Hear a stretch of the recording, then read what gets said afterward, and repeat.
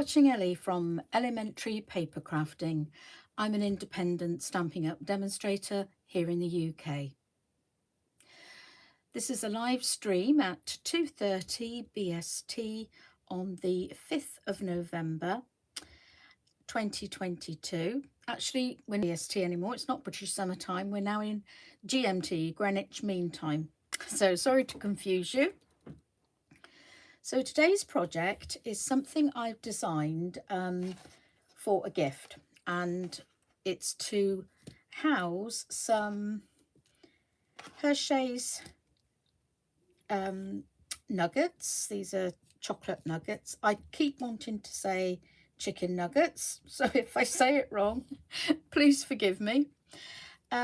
So I made this little set of drawers. So it takes 6 Hershey's nuggets in one drawer and 4 tea light candles. And the tea lights that I found were these lovely fig and elderberry scented tea lights, and they came from Sainsbury's.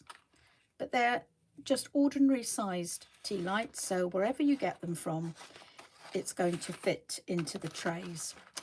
Oh, so we've got Cindy. Hello, Cindy. Thank you for joining us. I'm not sure what time it is there, but I know it's early, so I really appreciate you coming along. And we've also got the lovely Joanna. Hi, Joanna. Nice to see you. I can't remember where Joanna is. Could you just remind us, please? So I'm starting by taking a piece of cardstock, and that measures 4 3/8 inches square. That's quite difficult to say. Hi Levine, thanks for coming along, lovely to see you. And I'm going to start by making the drawer base. So Cindy tells us it's 9:30. Oh, and you've got a stamp camp. Okay, well, I appreciate you popping on to say hello. Thank you. And please say hello to all the girls for me and tell them I wish I was there with them again today. Okay, so to do my drawer base, I need to score this all the way round at 5/8 of an inch. Now on our trimmer, it's really useful. You can use the right hand side to measure small areas, and if you're right-handed, this works really well because you can hold it with your left hand and score with your right. Hi Anne, great to see you. Thanks for coming along. So I'm just putting it on the 5/8 of an inch mark and scoring all the way round. So I was just saying, Anne, I've designed a little set of drawers to house some chocolate nuggets and candles that I'm going to gift. So I've scored all the way round at 5/8 of an inch because that's the exact depth of the both the candles and the nuggets. So I'm going to fold and burnish on all my score lines. So always use a bone folder and really burnish well when you're making boxes, and make sure you actually score on the line and not just away from it like I just did. Oh, hello Claire, thanks for coming along. Hope you're well. Making a set of drawers for candles and Hershey chocolates. So when you're making a box base or whatever, you need to cut into the corner of the cardstock to make some tabs to stick the box together. So I always like to work in the bottom right hand corner. I find this the best way for me when I'm making a square shape. So I just turn it 90 degrees each time and work on the bottom right hand corner. So turn it, I cut up to the left of the score line, I cut a little wedge on the right and a little wedge on the left. And then the last one up to the left hand side of the score line. That cuts the score line off and makes it a bit neater. Okay, so I'm trying to get my bits off of the silicone mat because you can't slide anything on there. And then I make sure these are really burnished well. And then I apply glue. I'm good, Claire. Just, I have to say it was a little bit nerve-wracking coming on doing a live today because it seems so long since I did one. I think it was when the first Sunday I was at Cindy's, which I don't know, must be 3 weeks ago, possibly 4. I really can't sort of get my head round times at the moment. Probably 3 weeks. So of course it's must be 5 weeks since I've done one at home. So yeah, it's so strange coming back to it. So I hope everyone can see and hear okay.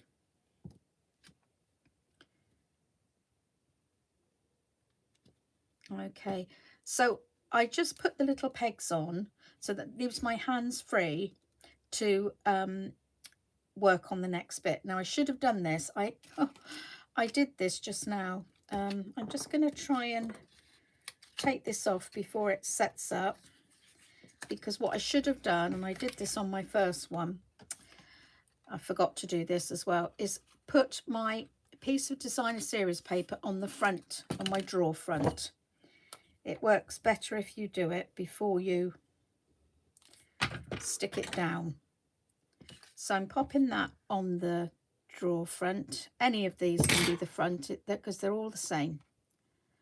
And that DSP measures 3 inches by 1/2 inch. And then I'm taking the little, this is a 1/2 inch circle punch. Now you can use whatever you've got, just to take out a little half circle in the center for a little sort of thumb hole to help you to open the drawer. Okay, now you can see why you need to do that before you stick it down, because the punch won't actually fit in that space once you've stuck it down. Well, you can do it because I did with that other drawer, but you tend to spoil the crisp fold you've made if you do that. Okay, so that's setting up, and I'm going to use this piece of cardstock to line my drawer, and this is 3 inches square. And again, I meant to stick that on before I stuck the card together. Told you it was a bit nerve-wracking coming on doing a live, didn't I? Anyway, you know, it's fine. It's working. I think this is going to be okay. So this paper I'm using, this designer series paper, or DSP as we call it for short, is actually from the Tidings of Christmas designer series paper, which sadly isn't available anymore. It's from last year. However, it's a beautiful paper. I absolutely love it. And because of the small design, it really lends itself well to a small project. So any designer series paper will work for this if you pick something with a small design.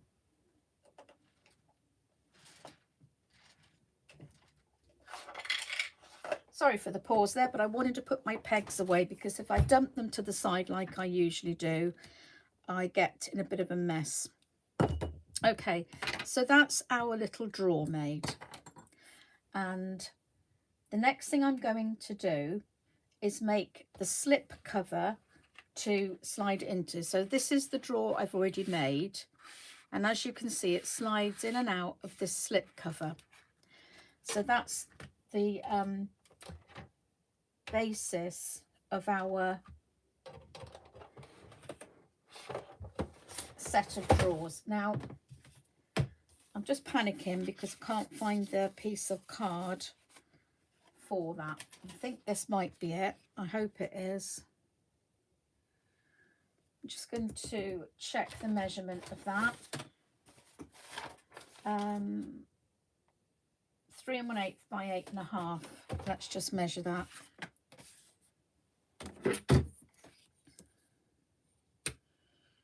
No, that's 8 1/4. Right, so I need to cut piece. I think I must have used it for something else, because I did get myself in a little bit of a mess the other day, but I shall do that very quickly. Just talk amongst yourselves.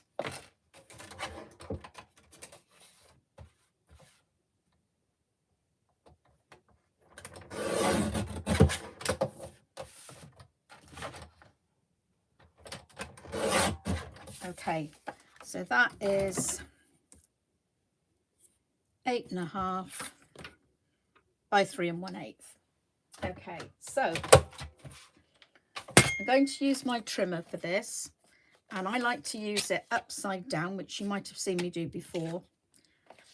And the reason I do that is because I can look right over the measurement. If I use it, if I put it the other way around, my measurements are up there, I can't see really well. Is it too late to blame it on jet lag, says Anne? No, it's not. It's definitely jet lag. It couldn't possibly be me. Okay, so now, when you're making a slip cover, if I made it exactly the same size as this, 3 1/8 by 5/8, it wouldn't slide, it would be stuck. So I have to make it very slightly bigger.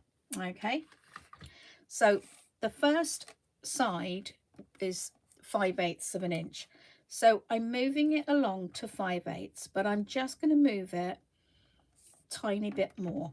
Okay, just sort of half of the measurement that's there, which is, so you put it on 5/8 and then move it not quite to the next 16th mark, but sort of halfway between. Okay, and then I'm going to burnish that and show you that that has come to the right height now.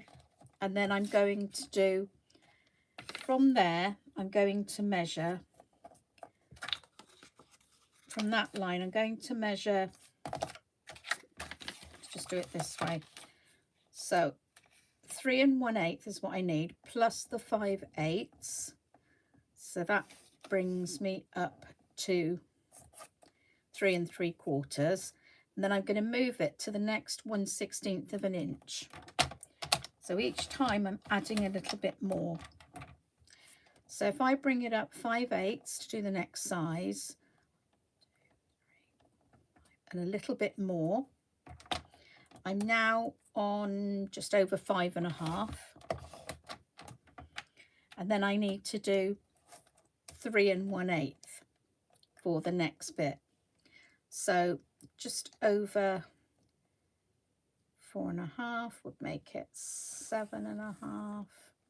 So I've put it on, it's on almost, let's just measure that, it's just over 7 1/2. And I think that should work. So let's see if this works. So I'm going to fold them all one direction of the fold in the card. Okay, so let's just give this a good fold, and that should work. So if I pop that in, it's the perfect side. It slides, but it's not too tight. Okay, and then I gave myself a little bit of extra here because it's not, you know, you're not absolutely sure until you cut it exactly how much the length is. But I've taken off less than 1/4 inch. Okay, so that's the slip cover made. And then the best way to fit this is to put your drawer in and glue this around it. Okay, and then you know it's going to fit really well. So I'm just going to add some wet glue. I always like to use a wet glue when I'm putting together a 3D project. And I'm just going to stick that down like so. So that's our drawer made. Now I've already gone ahead and made the other drawer, okay, just to save some time. Now I think that's really the most difficult part done, okay? So I'm now going to show you what I do with the nuggets and the candles. So I cover them all with some designer series paper that matches my project. So I've chosen 3 in the holly berries, holly and berries, and 3 in the red and white candy stripe. So all I did was take a piece of the designer series paper and I cut it to 3 inches by 1 inch.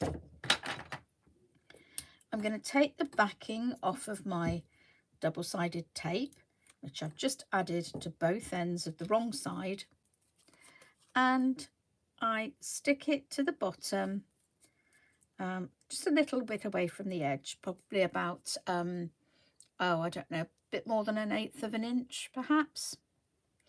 And then wrap it around, make sure the top and bottom meet, and just stick it down. All right, so that is our chocolates.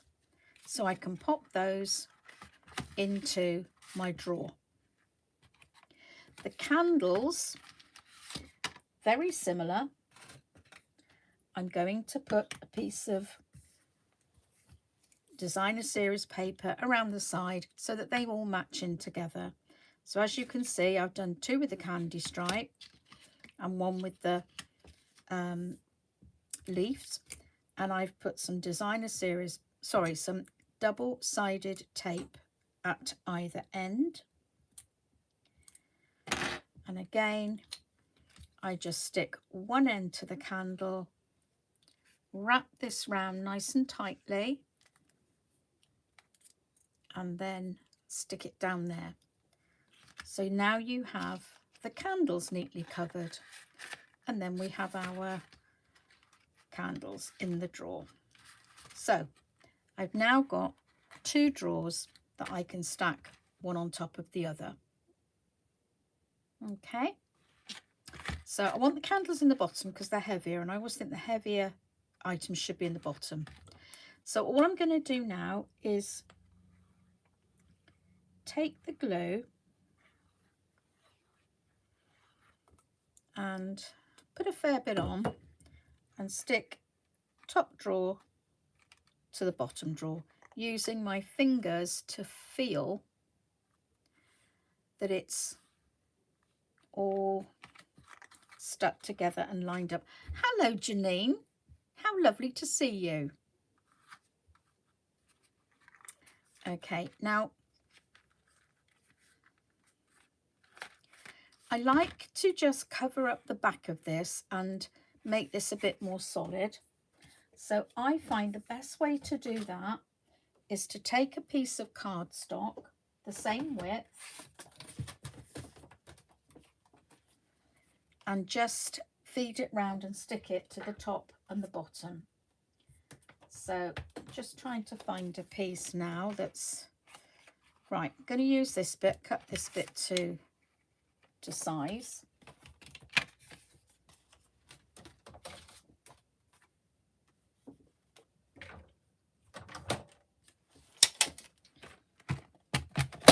Oh, Janine, haven't seen you for a long time. I'm glad you could come along. I put the link in the messenger group. I don't know if you picked it up from there, but it's lovely to have you along. So how are you? Haven't spoken for a long time. So I've just scored 1/2 inch there, and it's fine to stick this to the right side of our project because you won't see the bottom and we're going to cover the top anyway. So I'm just going to make a little mark here to show me where to score. I think it's easier than measuring for this bit.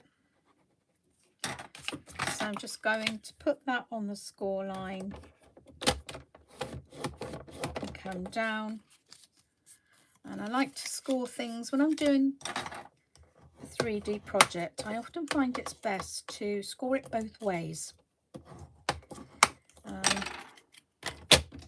Right. So I'm just going to glue this to the back like so, and that will give that some stability. I'm absolutely fine, Janine, thank you. Have you been busy lately? Working hard? I know you do. So has anybody else been crafting today? I've spent the morning up here, and I've actually prepared something for my recorded video that I'll put out on Wednesday. So I've been quite productive this morning whilst getting this project ready to do, and also something for the next time. So by putting that upside down, the weight of the contents has helped to stick this down. Okay, so we've now got something quite stable. What I'm going to do is just lift those out and put the bone folder in there just to make sure that that sticks down well.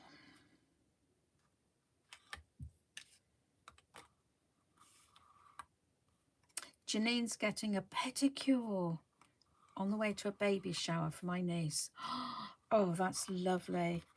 I haven't had a pedicure for a while, and I have to say that it is something I really enjoy.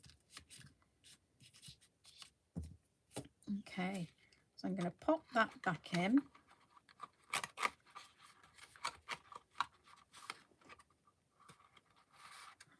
Like so. Now, when I made my prototype, I stuck this inside, but that wasn't a good move because then as I pushed the drawer in, it got stuck on the cardstock. That's when I decided to pop it on the top. Now, to finish the top of this, I've taken a piece of cardstock that measures 3 1/8 of an inch, which is the same width as this, and then by 6 1/4, which is twice the length. And then I scored it here in the center, and that's given me the base for an easel card to finish off the top of this box. So I thought you could give somebody, it's actually designed as a thank you and Christmas gift. So it's actually for a school teacher's gift. So it's for somebody I know who wants to make something like this. So you just pop that on the top of your box. It should fit perfectly.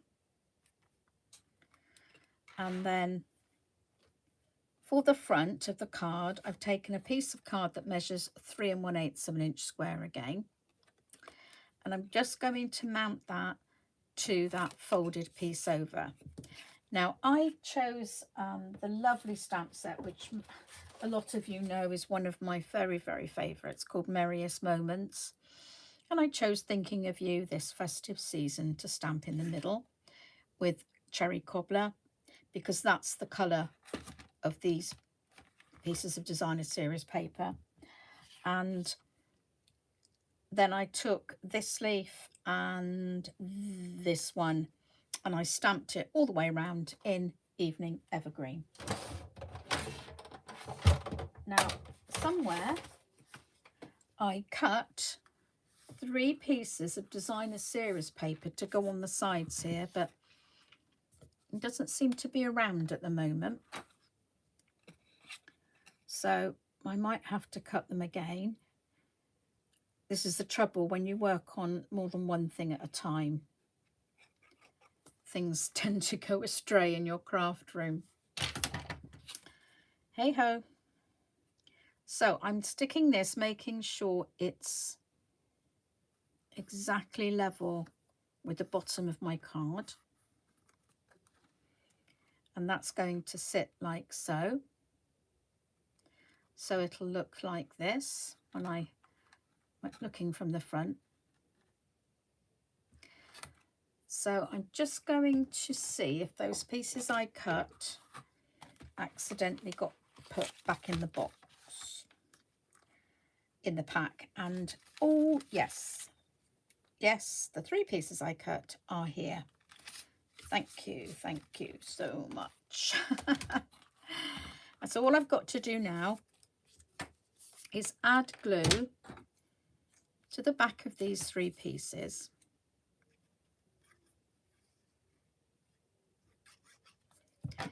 And I'm going to stick one on each side, and that not only decorates it, but it covers up the join and actually gives this a little bit more strength. Even though it's only paper, every layer that you add will help to keep something together. So let's pop that there. And these measure, let's just give you that measurement in case you did want to make this. 1 3/8 by 3 1/8. And then to match in with the rest of the box, I'm going to put this across the back.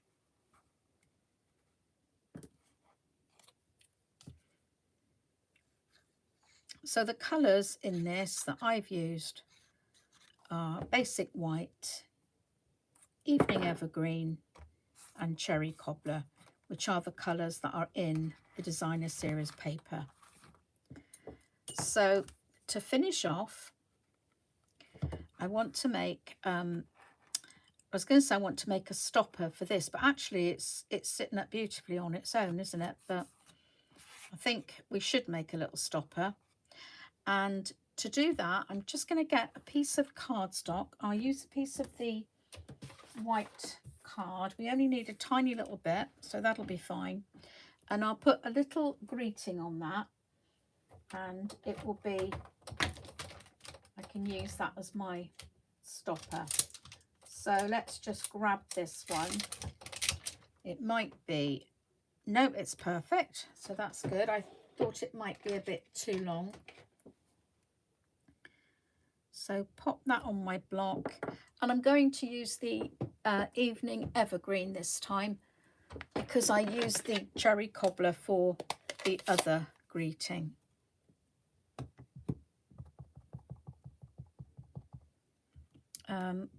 Where's my matte stamp? When you're using photopolymer stamps, it's a really good idea to stamp onto a mat of some description. This is actually the Stampin' Up piercing mat. We find this is really good for using as a stamping aid. If you're using stamps that are on cling mount, that's let me find one to show you what I mean in case you don't know. So this red rubber, it's got the spongy cling mount on the back, so you don't actually need to have the extra cushioning underneath. It will stamp beautifully as it is. Now I'm not going to bother to move the cutter over to do that. I'm just going to do that freehand. But what I might do, just to make that a little bit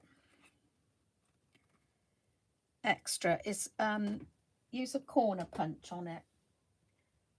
So let's grab, sadly Stampin' Up haven't got one. Well, I think actually the new trio punch has it, but I don't have that one, so I'm going to use this as my corner punch. And I think I might just do the 2 opposite corners. Let's just see if we like that. No, I think it needs to be all 4 corners.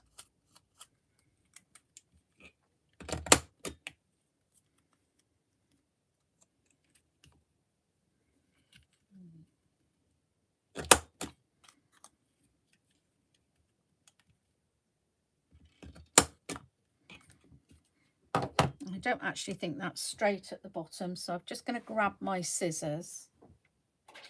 I feel this is a bit bitty today, but I do apologise. It's jet lag. Oh dear. Right, okay, I'm just going to go straight across the bottom there and hope that that's, oh yeah, that's a lot better. Definitely better. And I think it feels, I need it to be sponged around the corners to define that. So let's choose red. It's a very bright red, isn't it? That's poppy. I'd best not use that. What's this one? Right, I'm going to go with this one. I don't know if it's the right colour, but I think it'll be okay. So if I grab the cherry cobbler,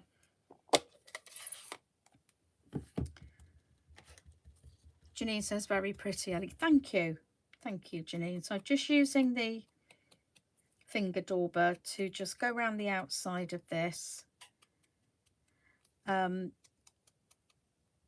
You see me using blending brushes a lot to do this.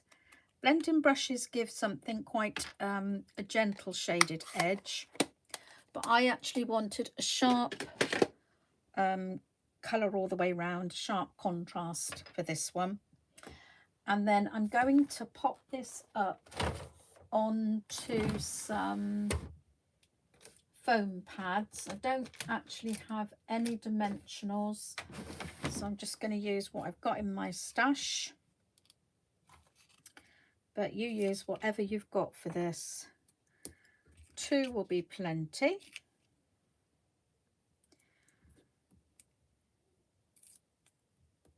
Like so.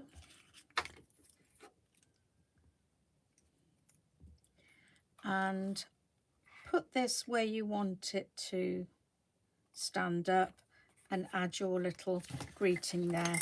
And that will stop this from falling down once it's been displayed. So what do you think of the project today? Do you like this one? Is it a hit or a miss? We used to have a programme here in Britain called Jukebox Jury, and they played records that were just released before they came into the charts, and celebrities used to vote, and they would hit a button to say it was a hit, which was like a bell ringing, or a miss, which was a horrible like buzzer noise. If you're my kind of age, you'll remember that. Okay, so I'm really pleased you all seem to like this. So yeah, if you want to give it a try, do. I mean, I know that you can't get the Hershey's nuggets here in Britain unless you go on to Amazon and pay a fortune for them. But, you know, there are other chocolates that I'm sure you could find to fit in there.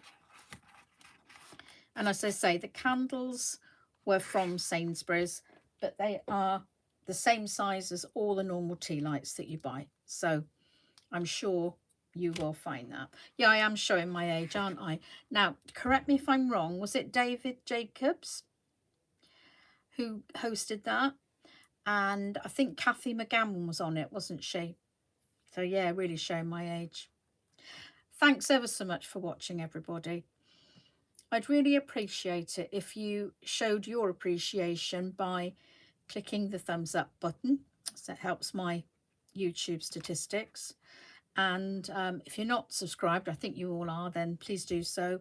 If you'd share the video with friends so that hopefully I can get more subscribers, that would be absolutely brilliant. And if you'd like to purchase anything I've used today, you'll see a connection or even a link to my online store in the description box below.